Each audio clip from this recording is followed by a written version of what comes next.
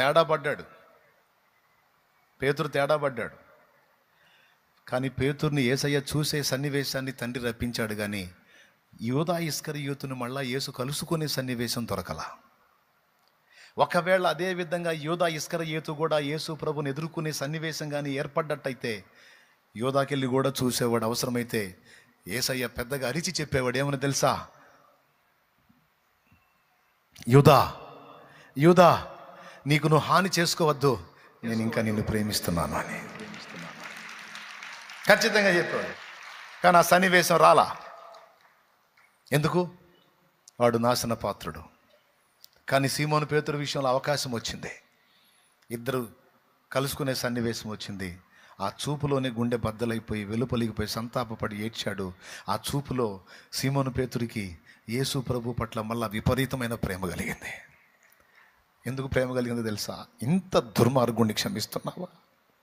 నీ కళ్ళ ముందే నీ ఎరగనని అబద్ధం ఆడిన గురుద్రోహిని నన్ను క్షమిస్తున్నావా? ఇంకా నన్ను ప్రేమిస్తున్నావా?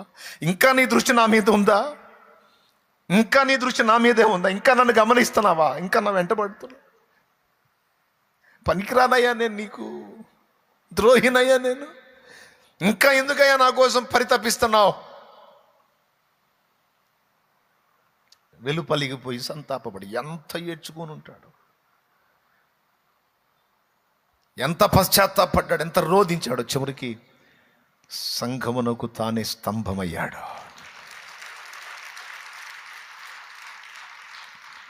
ఒక్క చూపు చాలు, నా యేసయ్య చూపు, ఒక్క చూపు చాలు, గుండె బద్దలైపోద్దంతే. హల్లెలూయా. మనం విశ్వాస పరీక్షలో సాతాను చేత జల్లించబడుతున్నప్పుడు మన నమ్మిక తప్పిపోకూడదని నా ప్రభు వేడుకున్నాడు. గనుకనే ఇంతవరకు మన విశ్వాసం కొనసాగింది. లేకపోతే నీకు తెలుసు, నీ జీవితంలో నువ్వు ఎదుర్కొన్న శోధనల్లో అసలు నువ్వు లోకంలో కలిసిపోవాల్సింది, పాపంలో పడిపోవాల్సింది, విశ్వాసాన్ని వదిలిపెట్టాల్సింది, ఒక అన్యురాలిగా మారిపోవాల్సినటువంటి శోధనలు వచ్చినాయి నీ జీవితంలో. కానీ వచ్చినా అన్నిటిని అధిగమించి నో నో నో, నాకు యేసు చాలు, నాకు యేసు కావాలి, నేను యేసు కోసం నిలబడాలి, నాకు యేసు చాలు, నేను యేసును వదలలేను, నేను నా ప్రభువును వదలలేను, నా ప్రభువుని విడిచిపెట్టి బ్రతకలేను, ఈ లోకమంతా నన్ను వదిలిన, నాకు యేసు కావాలి, నాకు ప్రభువు కావాలి అనగలిగావు అంటే, ఆ మనసు నీలో వచ్చింది అంటే అది ఆయన విజ్ఞాపన ఫలితం. దేవునికి స్తోత్రం కలుగును గాక. ఎవరి విజ్ఞాపన ఫలితమో తెలుసా? నా యేసయ్య విజ్ఞాపన ఫలితం అది. ఎన్ని విషయాల కోసం అడుగుతున్నాడు అనుకున్నావు? నేను 4 చెప్పాను, ఇంకా బోల్డ్ అనే సంగతుల విషయంలో అడుగుతున్నాడు ఆయన.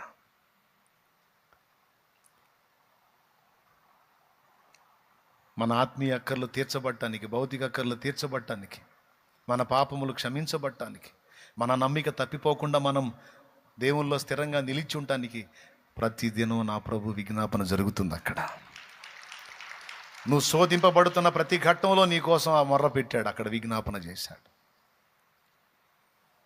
అందుకే సేవ్ అయ్యావు.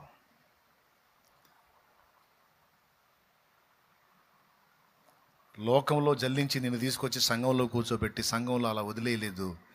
సంఘములో మళ్ళీ నీవు జల్లించబట్టానికి, నేను జల్లించబట్టానికి, మనం నూర్పిడి చేయబట్టానికి, జల్లించబట్టానికి దేవుడు తప్పకుండా మనల్ని అప్పగిస్తాడు. ఇప్పటికే చాలామంది అప్పగించబడిన అనుభవాలు చూస్తున్నారు. ఎందుకు అప్పగిస్తాడంటే గట్టి గింజల సంగతి తేల్చుకోవటానికి, ఇంకేమన్నా మెత్తకుందా మొత్తం తేల్చుకోవటానికి. నూర్పిడి జరిగిద్ది, జల్లింపు కూడా జరిగిద్ది, నలగగొట్టబట్టం జరిగిద్ది, జల్లించబట్టం జరిగిద్ది. ఈ నలగగొట్టబడిన అనుభవాలు, ఈ జల్లించబడిన అనుభవాలు మన మేలుక మన కీడుక అని మీరు ఆలోచిస్తే మేలుకే, మేలుకే, మేలుకే. ఒకటి, మనం నూర్పిడి చేయబడ్డప్పుడు నలగగొట్టబడినప్పుడు మనకు ఒక ఉపయోగం ఉంది. ఒడ్లుని నూర్పిడి చేస్తారు. నూర్పిడి చేసినప్పుడు పై పొట్టంతా పోయి బియ్యం బయటకు వస్తుంది, బియ్యపు గింజ. తెలుసు కదా మీకు? ఈ జల్లించే ప్రక్రియలు 2 ఉంటాయండి. ఫస్ట్ ఏమో కళ్ళం తొక్కుట అంటారు. పొలంలో కళ్ళం తొక్కుతారు. కళ్ళం తొక్కినప్పుడు ఏం జరిగిద్దంటే కంకి నుంచి గింజ వేరైద్ది. ఓకేనా? తూర్పారబట్టడం లేకపోతే జల్లించటం చేస్తారు. సాధారణంగా తూర్పారబడతారు. అది కూడా బైబిల్లో ఉంది. యోహాను అంటాడు, ఆయన చేట ఆయన చేతిలో ఉంది, ఆయన కళ్ళమును బాగుగా ఊడ్చి శుభ్రపరిచి ఉన్నాడు అని అంటాడు. ఐడియా ఉందా మీకు? ఏమో ఏడుందో అనుకుంటారేమో. దేవునికి స్తోత్రం. ఆయన చేట ఆయన చేతిలో ఉన్నది, ఆయన కళ్ళమును బాగా ఊడ్చి శుభ్రపరిచి ఉన్నాడు. ఆయన తూర్పారబడతాడు. ఒక రకంగా అది కూడా జల్లింపే. గాలికి పొట్టుపోయిద్ది, గట్టి గింజం కుప్పబడిద్ది, రాసిపడిద్ది. అలా లోకంలో నుంచి మనల్ని వేరుపరిచి మళ్ళా మనల్ని రైస్ మిల్లులో నూర్పిడి జరిగిద్ది. తెలుసా మీకు? నూర్పిడి జరిగితేనే పొట్టు వదిలి బియ్యం బయటకు వచ్చేది. ఒడ్లు గింజలు ఆంతున వండుకొని తినేవాళ్ళు ఎవరైనా ఉన్నారా? దమ్ముందా మీకు? పైన పొట్టు అంతే పెట్టుకొని వండుకొని తినే దమ్ము ఎవరికన్నా ఉందా? కుదరదు కదా. వెనకటి రోజుల్లో రోళ్ళు రోకళ్ళు ఉండేవి. ఆ ఒడ్లు ఏం చేసేవాళ్ళు అంటే రోట్లో పోసి దంచేవాళ్ళు.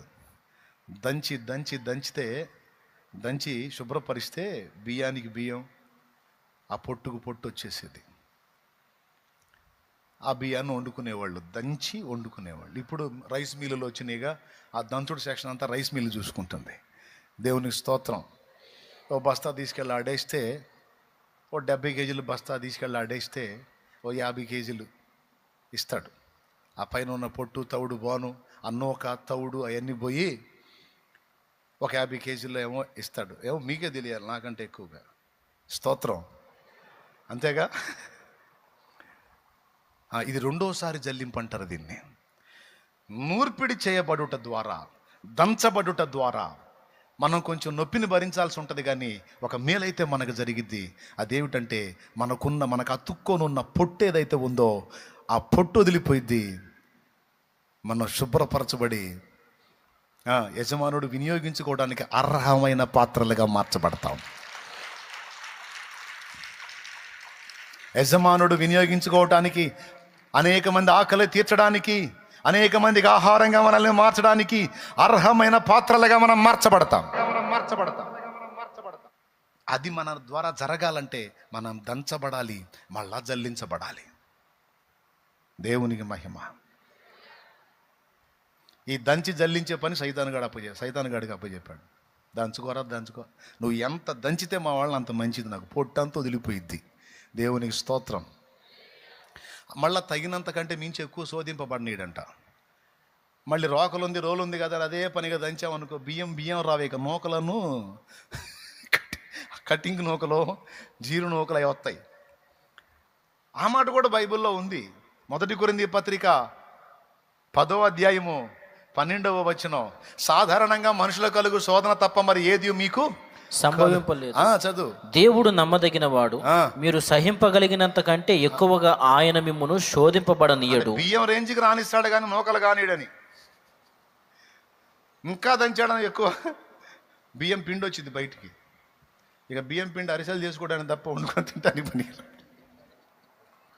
దేవునికి స్తోత్రం. ఏమండి, ఎంత సీరియస్గా వింటున్నారా? లేకపోతే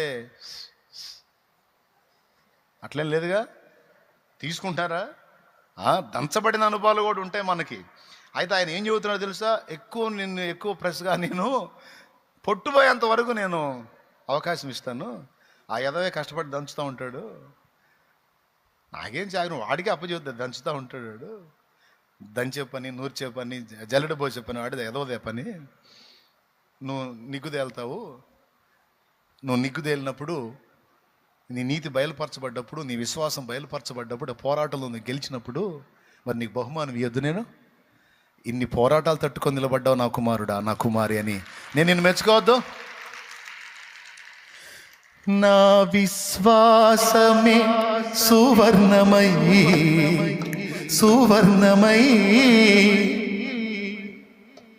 ఎరా టైమింగ్ సెట్ కాదు. ఒక అరగంట ఆగండి. నా విశ్వాసమే సువర్ణమై సువర్ణమై అగ్ని పరీక్షకు నిలచినదై నిలచినదై ప్రభువా నీవే ప్రత్యక్షమగు వేళ ప్రభువా నీవే ప్రత్యక్షమగు వేళ మెప్పు మహిమా ఘనత నగే కదా మెప్పు మహిమా ఘనత నగే కదా ఆశ్రయము నీవే ఆధారం నీవే ఆదరణ నీవే ఆశ్రయము నీవే.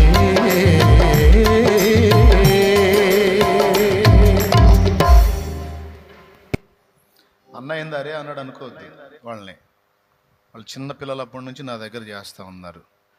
వాళ్ళని ఇంకంత మించి గౌరవనీయంగా నేను పిలిస్తే వాళ్ళకి ఇబ్బంది, నాకు ఇబ్బంది. అందుకని మాకున్న చనువును బట్టి అరే అన్నాను, మీరేం ఫీల్ కావకండి. కొంతమంది దిగులు వేసుకుంటారు, అన్న ఈ అరే తురే భాష బాగాలేదని. నాకు బాగలేదు, నాకు కూడా నచ్చదు. అయినా సరే వాళ్ళని అలా పిలవకపోతే నాకు ఫ్రీగా ఉండదు. దేవుని స్తోత్రం. హల్లెలూయా. అది సంగతి.